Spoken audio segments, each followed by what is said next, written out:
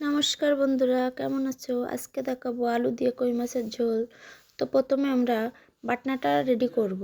তো গোটা জিরে, গোটা পোস্ত, গোটা চারমগজ ও আদা, বাদাম, কয়েকটা কাঁচা ঝাল বেটে পেস্ট বানিয়ে নেব। তারপর আমরা মাছে লবণ হলুদ মাখিয়ে নেব। তো লবণ হলুদ এমনভাবে মাখাতে হবে যে পুরো মাছের ভিতরে যায়। আমার লবণ হলুদ মাখানো শেষ। এবার কড়াই তেল দিয়ে দেব। তো কড়াইতে পরিমাণ মতো তেল দিয়ে তেলটা গরম হওয়া পর্যন্ত অপেক্ষা করতে হবে। আমার তেলটা ভালোভাবে গরম হয়ে গেছে। এবার তেলের ভিতরে আমরা একে একে মাছগুলো ছেড়ে দেব। তো আমার এক এক করে মাছগুলো দেওয়া হয়ে গেছে। এবার ভালোভাবে চারিদিকে দিয়ে দেব যাতে মাছগুলো ভালোভাবে ভাজা যায়। তো বন্ধুরা, তোমরা হয়তো বলবে যে মাছের ভিতরে কয়েকটা বান মাছ, তা দুটো বান মাছ ছিল, তো ভাবলাম দিয়ে দিই, তাই দিয়ে দিলাম। এবার মাছগুলো ভাজা পর্যন্ত আমরা অপেক্ষা করব। দেখো, একটা মাছও লেগে যায়নি। তো আমার মাছগুলো প্রায় ভাজা হয়ে এসেছে। এক এক করে মাছগুলো উল্টিয়ে দিতে হবে। বন্ধুরা, তোমরা হয়তো ভাববে আমি কেমন কথা বলি। আমি কথা ভালোভাবে গুছিয়ে বলতে পারি না। নতুন শুরু করেছি তো তোমরা আমার ভুলটা ক্ষমা দৃষ্টিতে দেখবে।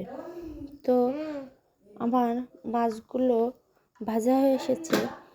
এবার আস্তে আস্তে আমি মাছগুলো কড়াই থেকে উঠিয়ে নেব। তো একে একে মাছগুলো আমি কড়াই থেকে উঠিয়ে নিচ্ছি। কড়াই থেকে মাছগুলো উঠানোর পরে বেশ একটু তেল ছিল। তেলের ভিতরে আমি আলুগুলো দিয়ে দেব। এবার আলুগুলো একটু লবণ দিয়ে ভেজে নেব। আলুগুলো খুব লাল লাল করে ভাজা যাবে না, মিডিয়াম মতো ভাজতে হবে, এপাশ ওপাশ করে। তো আমার মনে হচ্ছে আলুগুলো ভাজা প্রায় শেষের দিকে। আলুগুলো ভাজা হয়ে গেলে আলুগুলো উঠিয়ে নিয়ে পরিমাণ মতো তেল দিয়ে তার ভিতর গোটা জিরে ও গোটা শুকনো লঙ্কা ফোড়ন দেব। ফোড়নটা দেওয়ার পরে আমি যে মশলাটা বেটে পেস্ট করে রেখেছিলাম সেই মশলাটা আমি ওই তেলের ভিতর দিয়ে দেব। তো মশলাটা দেওয়ার পর অল্প একটু জল দিয়ে দিতে হবে যাতে মশলাটা পুড়ে না যায়। মশলাটা আমি ভালো মতো একটু ভেজে নিলাম। ভেজে নেওয়ার পরে একটু শুকনো ঝালের গুঁড়ো দিয়ে দিলাম। শুকনো ঝালটা দেওয়ার পরে আস্তে আস্তে আমি মশলাটা কষিয়ে নেব। তো আস্তে আস্তে মশলাটা আমি কষিয়ে নিলাম। ভালো মতো কষানো না হবে ততক্ষণ পর্যন্ত আমাদের মশলাটা কষিয়ে নিতে হবে। তো মশলার ভিতর আমি পরিমাণ মতো একটু লবণ দিয়ে দিচ্ছি, একটু হলুদ, আর স্বাদ অনুযায়ী একটু চিনি দিয়ে দিলাম। এই ঝোলে একটু চিনি না দিলে স্বাদটা ঠিকঠাক আসবে না। এবার মশলাটা কষানোর পরে আমি ভেজে রাখা আলুগুলো দিয়ে দিলাম। আলুগুলো দেওয়ার পরে আমি ভালোভাবে কষিয়ে নেব।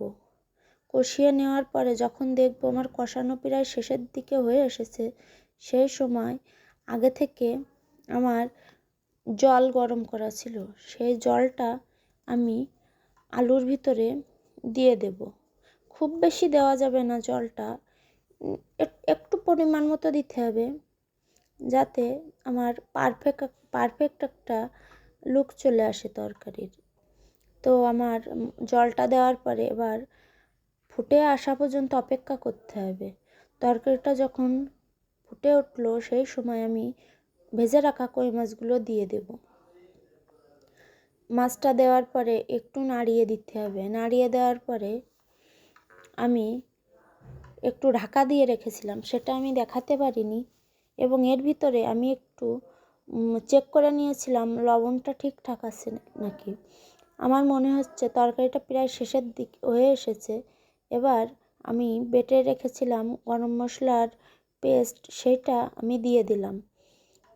গরম মশলার পেস্ট দেওয়ার পরে মাছটা আমার পুরো কমপ্লিট, খুব সুন্দর একটা ফ্লেভার এসেছে।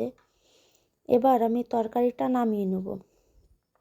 এই আমার তরকারির শেষ লুক। তো খেতে খুব মজা হয়েছিল। আমার চ্যানেলটা সবাই সাবস্ক্রাইব করে দিও বন্ধুরা। ধন্যবাদ।